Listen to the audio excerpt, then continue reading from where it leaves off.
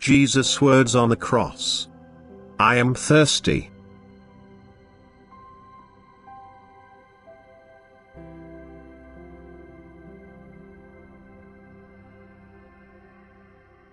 I thirst for your love. And when you remember the words I spoke on the cross, I am thirsty, you will know that it was not simply a physical longing, but that my soul was thirsting for my living creation's love. That the deity in the man Jesus spoke, since now the act had been accomplished when I was waiting for death on the cross. I thirsted for your love, which was to bring you back to me after I had redeemed the guilt of sin for you. For first you had to revive love in you in order to recognize and acknowledge me myself in Jesus Christ, and thus knew the reason for the act of salvation, for only love was able to reveal this knowledge to you, only through love were you able to recognize me. Jesus the human being had voiced these words on the cross, but he was already united with me, and thus they were God's words which rose from the tortured body. And these words are to be understood as I explained them to you. That the deity yearned for the love of its living creations.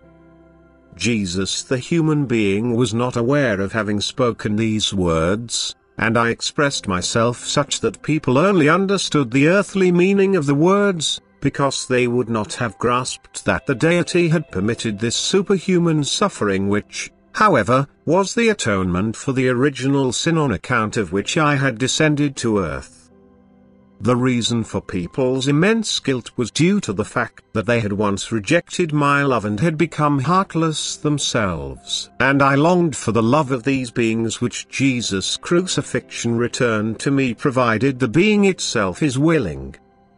And precisely this willingness presupposes love. Once I possessed people's love, they also came back to me of their own free will and were able to do so, because the act of salvation was accomplished for the whole human race.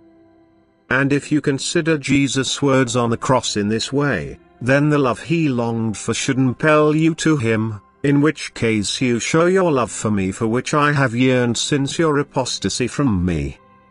For love brought you into being, love gave you the test of will, because you were intended to become even more than I was able to create for myself. Because you were meant to become my children. My love pursued you into the abyss in order to help you come up again, and my love accomplished the act of salvation for you. And in return you should only grant me your love.